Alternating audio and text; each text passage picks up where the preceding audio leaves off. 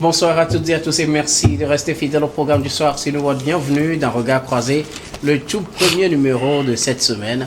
Encore 4 sujets à aborder avec nos invités. Nous parlerons d'abord des États-Unis et de la présidentielle. Le président Joe Biden finit par renoncer à sa candidature. Deuxième sujet, CEDEAO pour parler du Parlement, une altercation entre députés défraie la chronique. Nous irons ensuite en République démocratique du Congo pour parler du conflit dans l'est du pays. Le chargé d'affaires de l'Ouganda convoqué, puis nous terminerons bien évidemment par le Togo, investissement dans les communes. Une mission d'évaluation démarre ce 22 juillet. Et pour en parler ce soir, 2 invités sur ce plateau avec moi. Gabin Adjaro, vous êtes juriste et directeur des cabinets Juris Consulting. Bonsoir Gabin et bienvenue. Oui, bonsoir Dr Guillaume, bonsoir aux téléspectatrices et téléspectateurs de New Web TV, bonsoir à tous ceux qui nous suivent dans la diaspora et bon début de semaine à tout le monde. Merci beaucoup à vous Gabin d'avoir répondu à notre invitation.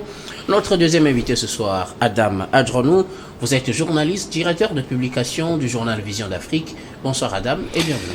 Bonsoir docteur, merci de m'avoir invité. Bonsoir à tous celles et à tous ceux qui nous suivent de par le monde, mais surtout au Togo profond. Je profite de l'opportunité pour remercier tous ces Togolais-là qui nous suivent au quotidien dans nos analyses, mais également qui apportent des remarques pour améliorer, pour faire la beauté de l'information ici et d'ailleurs. Merci beaucoup à vous tous d'avoir répondu à notre invitation. Avec vous, nous allons aborder notre premier sujet. Nous prenons la direction des États-Unis depuis un moment. Des voix s'élevaient pour appeler, disons, pour appeler le président américain Joe Biden à renoncer à une nouvelle candidature à la présidentielle qui se profile à l'horizon dans 4 mois. Le président a entretenu le suspense jusqu'à un certain moment, mais ce 21 juillet, il a annoncé finalement le retrait de sa candidature. Il annonce soutenir la candidature de sa vice-présidente Kamala Harris. Et c'était pas disons que... Ça n'étonne pas.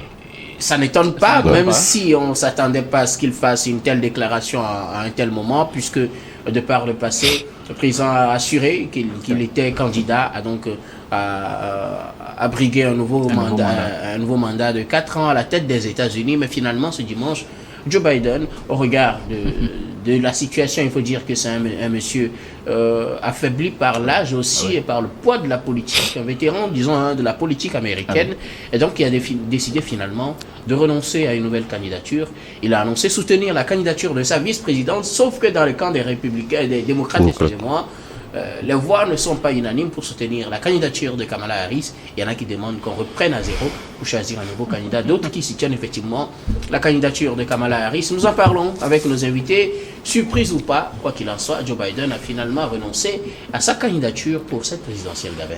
Oui, moi je dirais une petite surprise quand même, parce que jusque-là, il a commencé par battre campagne, et même il a participé au débat avec Donald Trump, où bon, il a été quand même véritablement laminé par ce dernier. Donc du coup, moi je me dis, bon, il va quand même essayer de participer aux élections.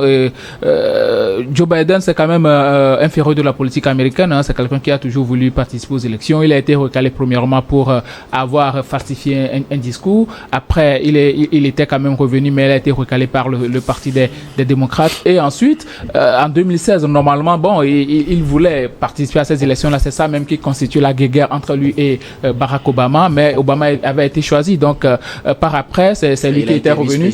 Oui, il a été choisi comme colistière de Barack Obama. Bon, aujourd'hui, c'est lui qui est quand même président au destiné des États-Unis, mais il a un âge assez avancé et sa capacité cognitive aussi est véritablement remise en cause. Donc du coup, avec la pression des cadres du Parti des démocrates et surtout Barack Obama qui l'a surtout invité à se retirer, bon, il a fini par entendre raison. Je pense que c'est la meilleure décision, premièrement pour lui-même et ensuite pour les États-Unis et finalement pour le Parti des démocrates aussi, qui va pouvoir se relancer dans les campagnes, parce que là déjà, quand tu vois dans les sondages, Donald Trump est pratiquement en avance et il devance Joe Biden de pratiquement 6 points. Donc pour les Américains, ces évaluations-là sont quand même très importantes pour gagner. Donc je pense que les démocrates vont pouvoir se relancer dans la lutte pour la magistrature suprême, sauf que même Kamala Harris, qui est pressentie devenir la candidate des démocrates, il n'y a pas d'unanimité autour de Kamala Kamala Harris, alors que dans le camp d'en face, dans le cas d'être républicain, Donald Trump, il s'est imposé pratiquement à tout le monde. Hein, c'est le trumpisme maintenant au lieu des républicains. Donc aujourd'hui, je pense que la meilleure décision a été prise, certes, mais il faut quand même penser à choisir le meilleur candidat qui va faire l'unanimité, ou bien même si c'est Kamala Harris qui a été choisi, lui aussi, je pense que véritablement tout ce qu'elle a eu à faire jusque-là, ça ne va pas plaider en sa faveur. Parce qu'aujourd'hui, Donald Trump, lui, il veut mettre fin à l'aide de guerre à l'Ukraine et tout ça. Donc du coup, il veut revenir juste à l'Amérique d'abord avant le reste du monde. Donc les Américains aussi préfèrent ça. Nous savons qu'aux États-Unis, il y a une forte proportion de ceux-là, des conservateurs. Donc les Américains veulent revenir quand même au premier plan de la scène et en oubliant toutes ces histoires de guerre-là. Nous savons qu'au premier passage de Donald Trump à la tête de la Maison-Blanche, il n'y a pas eu de guerre. Et il a quand même permis à l'économie américaine de s'éclore un peu plus. Mais alors que quand Joe Biden il est arrivé, son mandat ne plaidant pas à sa faveur, en plus avec les histoires de Covid-19, il n'a pas véritablement eu un impact assez sérieux sur la situation socio-économique du pays. Ensuite, tout son mandat s'était investi dans les histoires d'avortement des femmes et tout ça.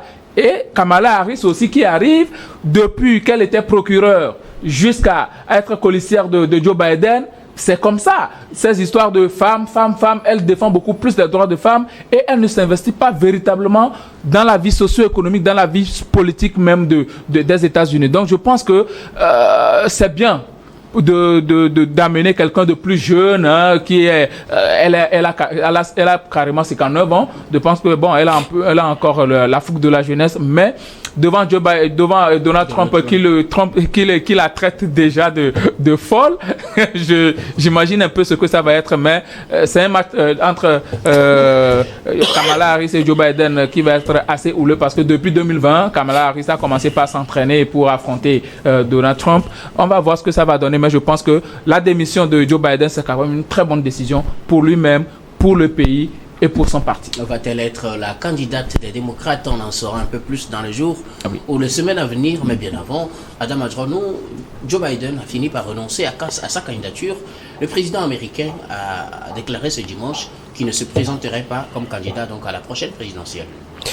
Bien évidemment, vous savez, dans les démêlés, en tout cas les démêlés judiciaires qui ont frappé de Donald Trump, c'était donc invité également ce débat-là sur le président américain Joe Biden, lié au fait, puisque lorsque vous prenez ses adversaires pour la plupart du temps, c'est un seul argument lié donc à son âge, mais également lorsque nous sortons dans le cadre des adversaires, il y a le de faire remarquer également ces prix d'opposition qui ont pris véritablement donc un coup lorsque nous parlons donc de cette politique internationale liée au fait que le gendarme qu'avaient constitué les États-Unis ou que constitue, parce que quoi qu'on dise aujourd'hui, je ne vois pas, même s'il y a des puissances qui continuent par lui tenir tête, je pense que les États-Unis continuent pas à faire ce gendarme-là de par le monde, mais les États-Unis sont beaucoup affectés, liés donc à cette politique-là. Mais au même moment, vous savez, lorsque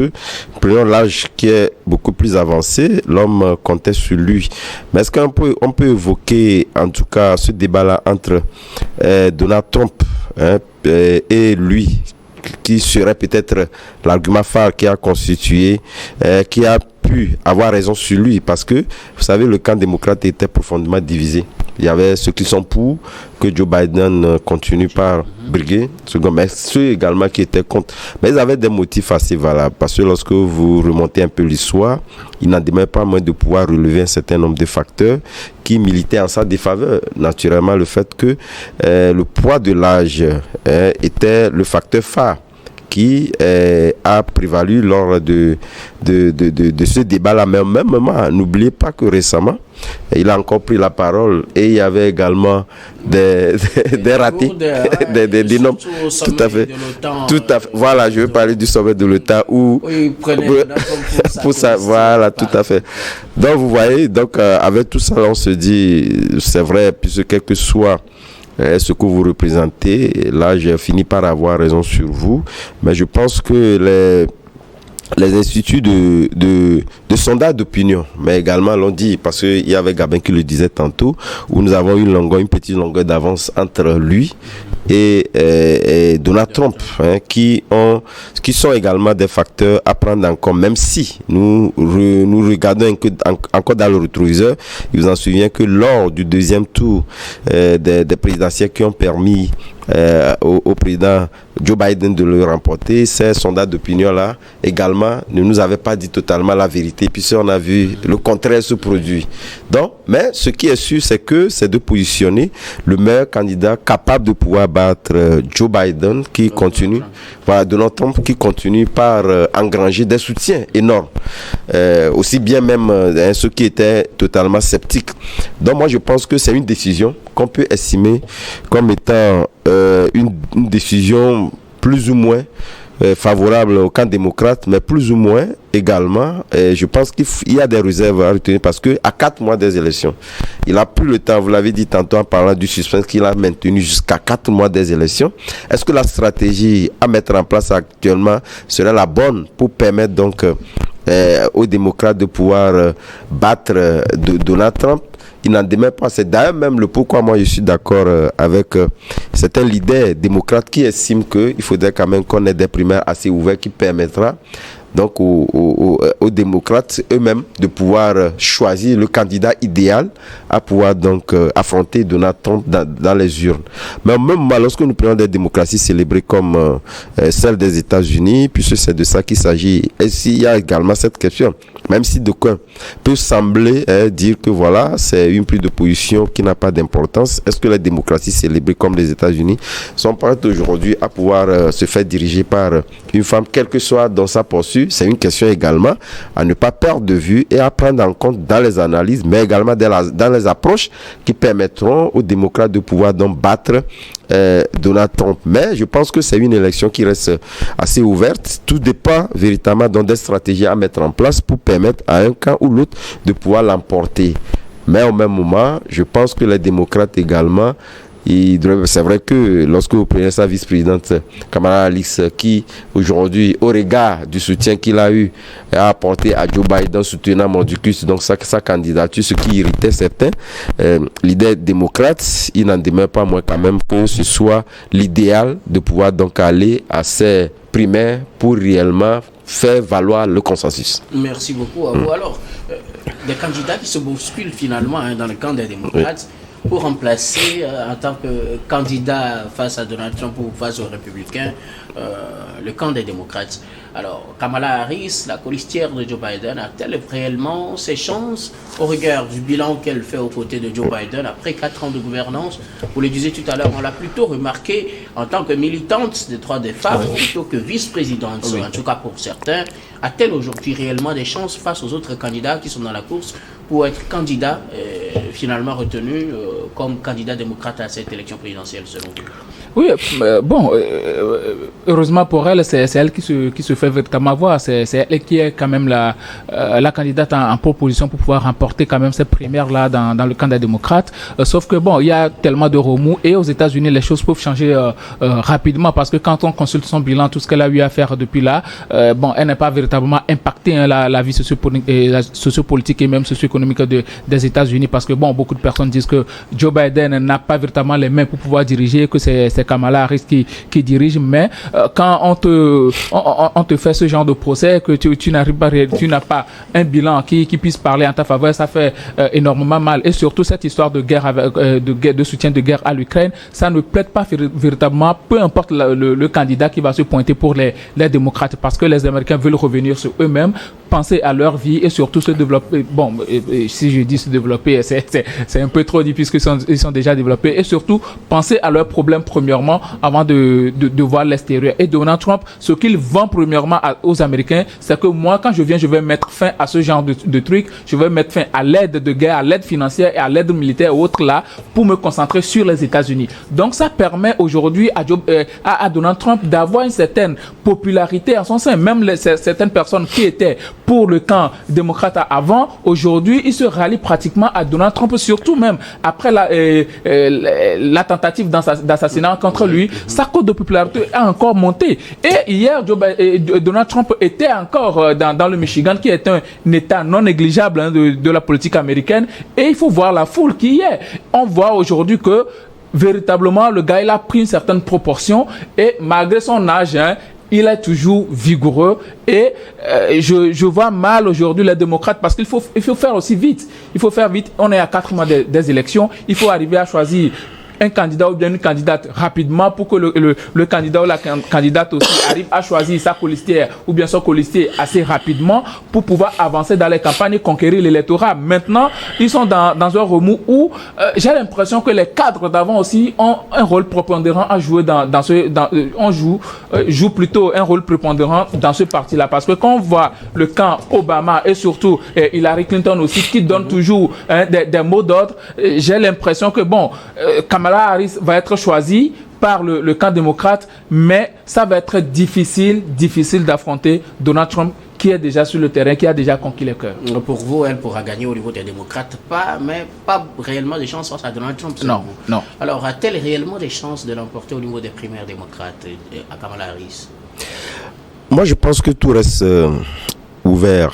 Tout reste ouvert parce que c'est ce camp-là qui est divisé, qui a demandé, même si nous prenons même Joe Biden lui-même, mais également certains qui estiment qu'il serait le candidat naturel capable donc d'affronter Donald Trump après donc ce retrait de Joe Biden. Mais au même moment, moi je pense, comme je l'ai dit, tout reste ouvert dans la mesure où lorsque vous prenez les actifs des uns et des autres, surtout les deux candidats ne sont pas des candidats méconnus de la scène américaine. Chacun a un actif et un passif également qui peut jouer en faveur ou en défaveur de son électorat. Tout compte fait, c'est vrai, on le voit, parce qu'il y a une certaine constance en ce qui concerne Donald Trump qui a commencé depuis et ce candidat-là qui continue par être maintenu par le camp républicain.